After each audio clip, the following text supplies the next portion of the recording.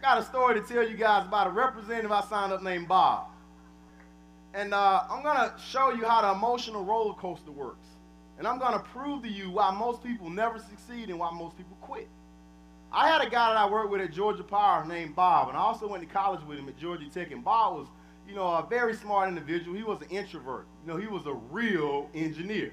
He didn't like talking to people, and I worked with Bob. He worked the cubicle right across from me, but I never talked to him really about network marketing because I never thought he would do it. Well, I left my job. Bob heard about it, and Bob said, you know what? I'm going to call this guy up. So one day, I get a telephone call from Bob. And Bob said, Reco, I heard you left your job. You sold your house. You bought a new car. I want to see this deal. So I said, great. I'll meet you one day for lunch. So I didn't have anything else better to do, so I went to meet with Bob. Sat down with Bob, started showing him the plan, and Bob started getting excited. In the middle of it, he said, man, I am in. Sign me up. If you're getting rich like this, I want to get in too. So Bob is excited. He went from just being a person who was moderate, and his excitement level rose to the next level. He joined the business. He's all pumped up. And after that point, he says, man, I'm going to go talk to everybody I know. All I need to do is get on the phone with my mom, my cousins, my uncles, my aunts, all my friends. I'm going back to work and talk to everybody. I said, Bob, hold up. Just let me talk to a few of them first. Don't go so fast. He said, no, I'm going to talk to everybody. I know this deal. So Bob leaves. The first person Bob calls is his mom. He gets his mom on the phone, and he starts telling his mom about, well, you get 3 to get in 10, and then you do it one more time, and then again, and then they're going to pay you 3 to get 9 to get 2781. You're making $100,000 million a month, and you build this thing that look like one of them triangles, and he's just going and going and going. And he says, his mom says, Bob, hold up. You idiot. I can't believe you just wasted $300 on one of those deals. You need to go get your money back. Your uncle lost his house over one of those deals.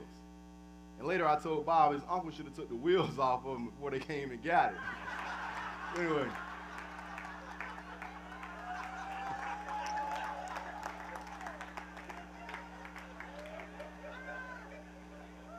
Can you believe that $300 he lost his house? But anyway, check it out.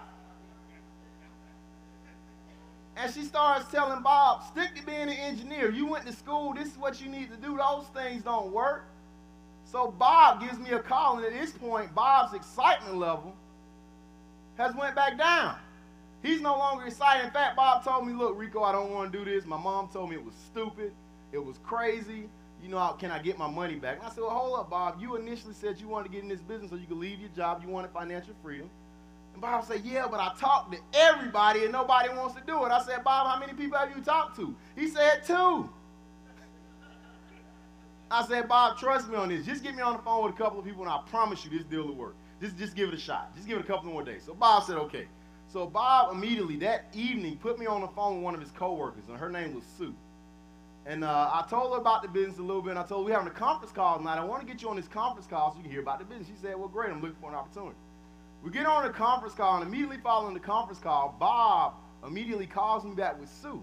And Sue has somebody else on the line. Her name is Lisa. And Lisa and Sue are ecstatic. They're ready to join the business. They said, Bob, why didn't you tell us about this earlier? We're ready to get going.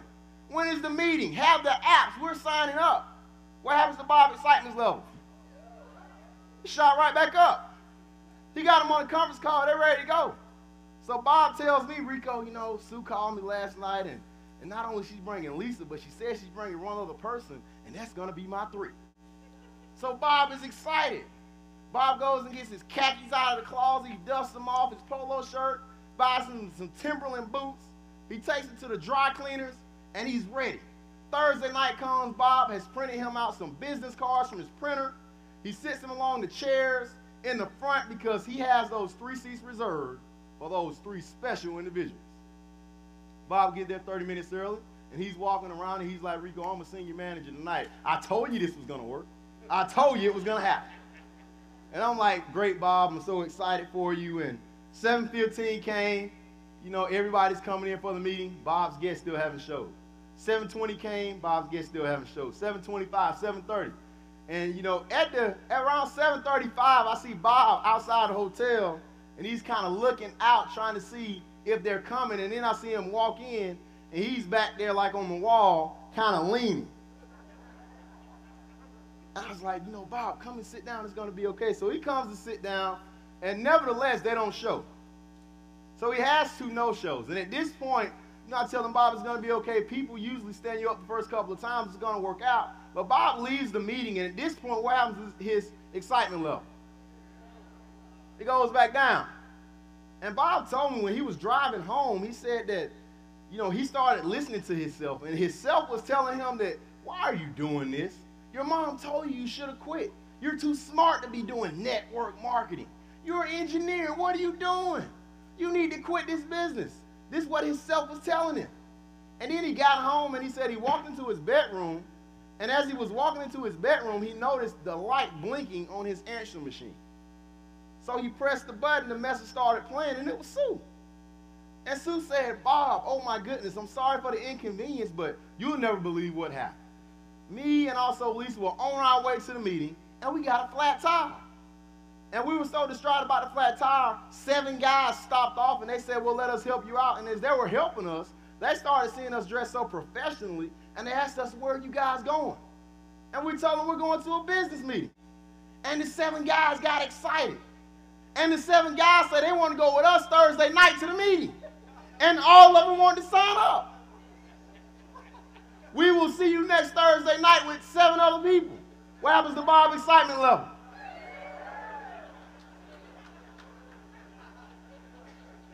He goes right back up. Now at this point, Bob calls me. He said, Reco, you thought I was down, but I wasn't out. Now, not only do I have the 2 people coming, but I have 7 more reps that's going to sign up. I said, Bob, that's fantastic. Let's wait till we get to the meeting. Now, Reco, I tell you what, tomorrow, I'm getting serious about my business. I'm going to go buy me a $99 suit. I'm going to get me a tie. I'm going to get my shoes shined, and I'll be there 45 minutes early with my $100 bill business cards. I said, well, great. Bob's excited about this deal. So the next Thursday, Bob shows up for the meeting an hour early.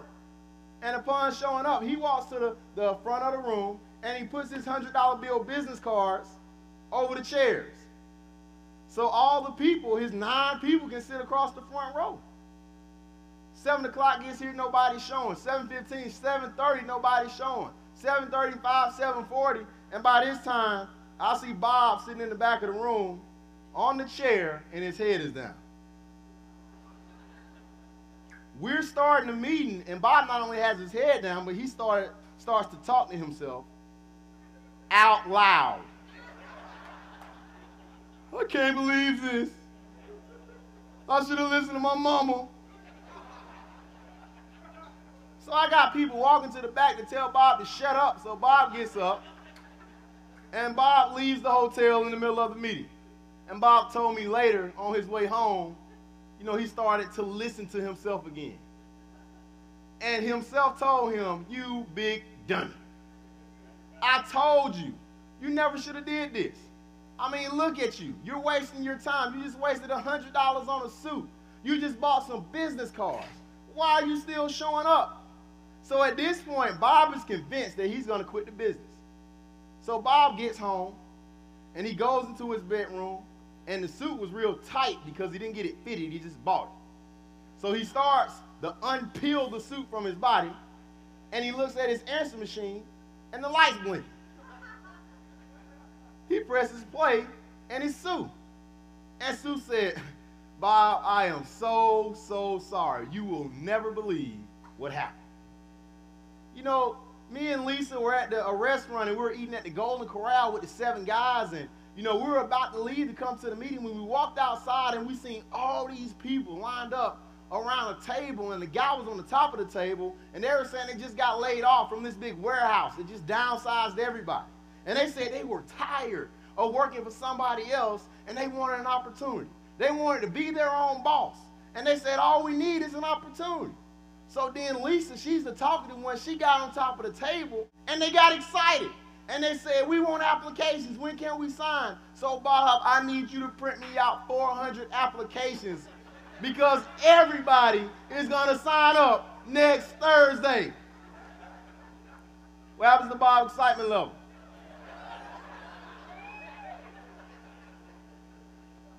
Y'all laughing, but a lot of y'all act just like this. Now at this point, Bob is through the roof. Bob calls me up and says, you know what, Reco? I know what I told you. I know I told you I was going to quit. But you know, God just blessed me. He just touched me. Hallelujah. I said, okay, Bob. And Bob said, man, I'm going to have over 400 people come next Thursday night. Let me show you how committed I'm going to get, Reco. Monday, I'm quitting my job. I'm like, hold it, Bob, hold it. No, Reco, no. The first step to success is taking the first step. So I got to do it. Bob, I don't think it's a good idea, but okay. So Bob, surely enough, on Monday calls me and he has quit his job. Well, after that, Bob not only quit his job, but Bob goes out and buys himself a $1,000 suit on his credit card. Buys himself some nice shoes. Then Bob calls me up and he said, Reco, I'm at the Benz dealership. Should I get a C-Class or E-Class? I'm like, what? He like, hey, man, I'm following you. I'm dressing for success now. I got to ride in luxury. Which one should I get? Bob, don't get the Benz. Bob rolls up at my house the next day in a C-Class Benz. And he tells me, Reco, the hotel room we're meeting in, that's going to be too small. So I rented out the Galleria Hotel for $2,500 for Thursday night because I need seats for at least 500 people. And at this point, I'm like, this guy just has gone off the deep end. This was crazy. So Thursday night gets here, and they had everything set up, and I canceled my meeting at my hotel. We're at this big hotel, and the guy's out there, and at this point, you know, a few people are coming in, and what happens is nobody actually comes in behind them. It's only like 16, 17 people, and the next thing I know, Bob's at the back of the room, and he's sweating. I mean, he's sweating profusely. And he starts getting sick. I mean, he's leaning over everything. And I go back there and I'm like, Bob, what's wrong? Well, I told him to be here at 7 o'clock, and it's 7:35, and nobody's here. Well, then his cell phone rings. Bob looks at his cell phone, picks it up. Guess who it is? It's Sue. Sue said, Bob, I'm calling you because you gave us the wrong directions to get to the hotel. Then Bob said, oh, well, don't worry. We haven't started yet. Let me give you the correct directions. Where are you? And she said, well, we're at this hotel. He was like, great. Well, just come out on this road. She was like, well, Bob, let me tell you what happened. We got to the hotel and we walked in, and I told the people we were looking at the network marketing event, and they pointed us in a direction, and we went in, we sat down, we watched the whole presentation, and all 425 people came. And they got so excited. And at the end of the presentation, they said everybody can get in for $25. So all of us, plus the 425 people, just signed up for Quick Start. What happens to Bob's excitement level? You got to understand that most of you in here, because you are human, will have this same type of emotional roller coaster. But the difference between a person who's unstable in the ups and downs and the difference between a person who has a millionaire mindset is that they get up and they stay consistent in their belief and in their efforts and in their pursuit at getting to their dream. So you have to understand that everybody's going to have peaks and valleys. Everybody. You must maintain a positive attitude through that. Learn how to control your thoughts and your emotions, or your emotions and your thoughts will control you. Understand that. If you can control your thoughts and emotions, I guarantee you, you'll make a lot better decisions. You're either a master of your mind or a slave to it. Unlike Bob, don't listen to yourself, talk to yourself. See, if I listen to myself half of the time, I would say, man, Reco, how do you think you can be great like everybody else? Why do you think you could be number one? There's thousands of people. Look at the odds. That's what most people do. But unlike most people, I tell myself, I'm going to be on the top. If somebody got to get the big checks, my name might as well be on it. That's what I tell myself.